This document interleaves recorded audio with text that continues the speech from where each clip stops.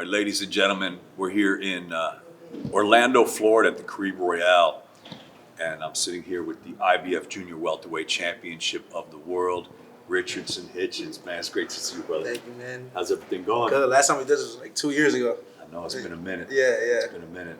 But I've been knowing you for a long time, from back in New York. Yeah. Back in those days, and it's so blessed that you have a strap now, and there's a lot of exciting things to talk about. So, first of all, just real quick, you're going to be doing some commentating duties tomorrow night. How do you feel about that?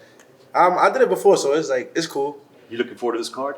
Yeah, I'm looking forward to the card. I actually, Edgar, my boy Pablo fighting, even Ammo Williams. I want to see how he, bounce back from his loss, and he got a big stage, so I'm excited. Absolutely. And speaking of Berlanga, he had some great things to say about you yesterday. I mean, you guys go back too. Yeah, I met Edgar. I think my first ever memories of boxing was always been a close friends. Me and Edgar's one of the friends that I had that I never got into it with at all. I had all my friends, me and him, either fought as kids, got into it. Me and Edgar. And we was actually the same size, not because he's bigger, but we was always around the same weight class. So he got way big, but we always been good friends. I was actually supposed to fight Edgar my first or second boxing fight, but I got a bye.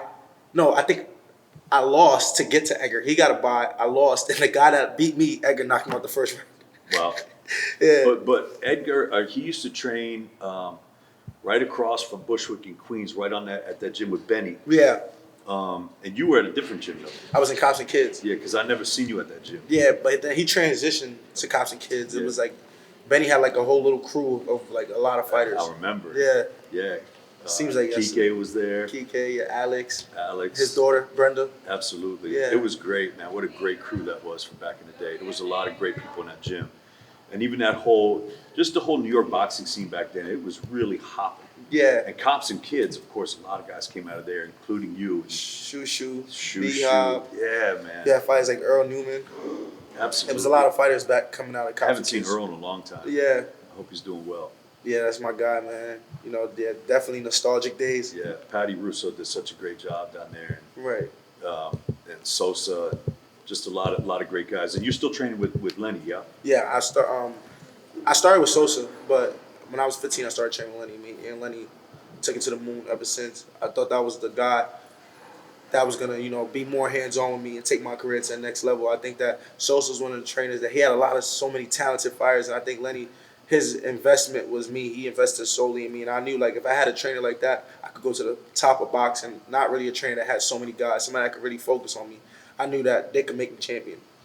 So this card tomorrow night, there's someone else that you know in this card, Jermaine Ortiz. Right. And you guys face each other in the amateurs. And tell me what happened. I felt like I got robbed. They robbed me, but I mean, he won the fight. yeah, right? he won the fight. They robbed me because I got a point taken away. They said I was ducking too low, so it was a split decision, and he beat me. But I think even with the point, I still won. And yeah, because I think from what I hear, I think he wants to smoke. He's been talking some stuff. yeah, I'm pretty sure. I'm pretty sure. It's that time we've been now. So I mean, he got family to feed. He want to leave his mark in the sport. I mean, he feel like he beat me. I feel like I could beat him. So Right. that's what comes with the sport. So hopefully we get the match up. And these are the matchups we like to see, is guys that believe in themselves and Right. come to win. Right. Without guys like him, boxing wouldn't be fun. That's it. Without guys like me, boxing wouldn't be fun. Absolutely. And there's another guy that's been talking a lot of stuff, and we're going to be seeing him next week, and that's Kambosos. Mm-hmm. What's going on with that? Me and Kambosos been having a lot of back and forth. I think he got mad because I was kind of downgrading Devin Haney's opponents. I'm just Devin Haney ain't fighting nobody. He fought Regis, he's a bum. He fought Kambosos, he's a bum. And then he went on to Twitter to saying that Right. I'm broke, I'll never be champion, I'm this, I'm that. So the minute I got the world title and then I heard he was coming up to 140, I was like, let's fight. You're like, bet. Yeah, and I'm like, bad. I didn't even know he's coming up to 140. It was just Twitter beef. We never spoke about I'll beat you, I'll fight you. Right. It was just he would just throw subliminals on he made so much money and you're a bum, you're broke, you will never be like Teofimo or Devin. So now I'm just now it's I gotta see him. So next week, I'm straight from here. I'm flying to Australia. We're doing his fight down there against Jordan. What do you think of that fight? Do you think he'll come through that? I never see the guy Jordan. Kambosos have a lot of experience. You know what I'm saying? Even though he lost a lot of big fights, he's been in there with the top guys in the sport. So you can't overlook that. People say, "Oh, why Hitchens want to give Kambosos a title shot?" And he just lost, and he's coming from losses and stuff. But still, look who he lost to. You know what I'm saying? This guy was undisputed champion. He beat Teofimo Lopez. I couldn't fight Teofimo Lopez. We was gunning for the fight for it to be the fight after Liam Perro. But the next best thing is to get the guy that beat Teofimo Lopez. So if I can make an example out of George Kambosos, beat him in dominating fashion, I think the fans will even want to see me and Teo next more. You know what I'm saying? It'll bring more excitement, more status to meet a Richardson Hitchins and a Teofimo Lopez fight. So let's talk about Teofimo for a second, and let's talk about, you were talking about David Haney also in this. So let's talk about this big fight card in New York. It's a huge card. I know you were at the press conference the other day, and there's some beef there. I saw you getting up, saying a couple words. What were you saying to Teo? No, I was saying Teo, he's not from Brooklyn. I mean, not from New York, period. He's not from New York. I was just telling him, like, I was telling Barboza, if Barboza beat Teo, I wanted to get a verbal contract. Like, Barboza, are you willing to unify? And Barboza saying, yeah, fight is fight. So, yeah, I was just kind of there just trying to, stir some stuff up, right, build the fight up, and let Teo know that I really want to fight. Also let the media know that I really want to fight. So it's not just that I'm just on Twitter or Instagram looking for, clout or to promote my next fight. I really do want to unify with Teofimo Lopez. Yeah, you really want the fight. And you think, how do you see the fight with him and Barboza playing out? Honestly, I think it's a 60-40, 50-50 fight. I think Barboza... 60-40 for Teo? 60-40 for Teo or 50-50 each guy. I think that Barboza is not flashy. He's kind of like ordinary, but he does have good timing. He does have a lot of experience. I watch him and I'm like, all right, he's solid. Like Barboza, he's solid. He's not bad. He's solid. I was very impressed how he beat Jack Catterall, because I think Jack Catterall has a style where he can make anybody look bad, and Barboza came with the right game plan. So I think he's a guy that's going to be coming with a strong game plan, and I think Teofimo is more relies on his talent and his athleticism. I don't think he's really a strategic guy. I think that Barboza been winning a fight for so long since their top ranked days, and I think Teofimo's in for a fight. I think he's definitely in for a fight. It's one that I would not be surprised if it goes any type of way. Right. It's a really good fight, very competitive.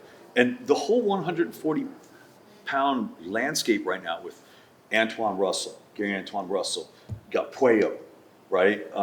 You got Catterall, like you said. Obviously, Liam Parro's still there. You got Sandor Martin, even though he was just beat. There's a lot of guys.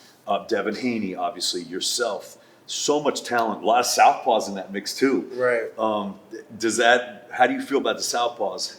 I don't know. I fought a lot of southpaws so far, but I think me feeling the way about the 140 division, I always seen it coming this way. I think back when the Jose Ramirez and Josh Taylor was champion, I kind of feel like them guys wasn't all the way solid. The talent pool wasn't there in the division. I think now the division is, it's up and down. 1 minute you got this boogeyman, and then they get beat, and then it's all around with champions, the belts going everywhere. But I just feel like the division is so strong and so talented that it just there's a lot of big fights that could happen. I think that this is the best division right now in the sport of boxing. It is a hot division. There's no doubt about it. Let's talk about you. It's only been a few months since you were in Puerto Rico. Right. You took that strap off of Liam Parro. How has it changed your life? How does it feel to be a champ? It feels good, but there's a lot more to do. You know what I'm saying? I want to be here with you 8 years from now, doing interviews about me winning titles at 47 and the next guy's up, and we talking about potential big fights. So to me, it's just a short-term goal checked off the list. But I'm looking right now to just make the biggest fights happen, secure my legacy, secure my future, and just keep piling up the wins, keep piling up my status, and cement my name in the sport of boxing. I think that I had a late start compared to a lot of guys my age, like the Shakurs and Devins. These guys was in the position I'm in right now years ago. So I got to catch up. So I think that with my talent and just the personality I bring to the sport, it won't be that hard. I just need a strap and the right promotional company to help me get there. Well, right now you have both. And not only that, you got a man right off to the side here, Mr. Keith Connolly, looking good. And he's not a bad guy to be with also. But at the same time, people don't realize that the pedigree that you have, being an Olympian, being with the TMT team back in the day, and I know we had talked about that years ago. You were talking about where you want to be in 8 years. 8 years ago, we were actually, this is funny, I don't know if you remember this, we were at a diner in Bed-Stuy. And this was 8 years ago right here. Oh wow, that's crazy. Yeah. I think wasn't that This was if you want to zoom in on this. Scott wanted to show that. But I that's my local. Yeah. You were coming from Gym X. I think was that around the time that It was 8 years ago. Saddam fought Cotto, I think. Yes, I think it was around that time. It was about that time. Yeah, and that was the last time New York had a champion. Saddam actually was just fighting recently. His pops hit me up. Yeah, he was supposed to fight, and the fight got canceled. Oh, it got canceled. Yeah. Okay, yeah. I know that his dad hit me up and said, "Oh, Saddam's fighting." So, World Kid Ali. Yeah. Yeah. No, but yeah, like Those are great days, man. Great boxing days back in New York. 8 years ago, I was signed with with Mayweather Promotions. They started my career, and they helped get me. I can't never knock them because they took me when nobody else wanted to take me. Right. Top Rank didn't want me at the time, and they helped me get a head start. But eventually, my career took a real slow. It's still stagnant. And I was looking at Devin Haney's fighting this person, Shakur's beating Valdez and becoming a 2-division champion. You knew you should have been up there doing that stuff. Right. Yeah, it's frustrating. And my coach is saying, you need a manager. And 2 years ago, me and Keith, we teamed up, we sat down, we came to agreement. And he looked at me and said, 2 years from now, I'm going to get you 2 years. In 2 years, you're going to be world champion. And 2 years and 1 month exact, I was world champion. So the plan been working out perfect. And we always said, once you get the title, now we start catching you back up with your peers. And we're at that point of the plan now.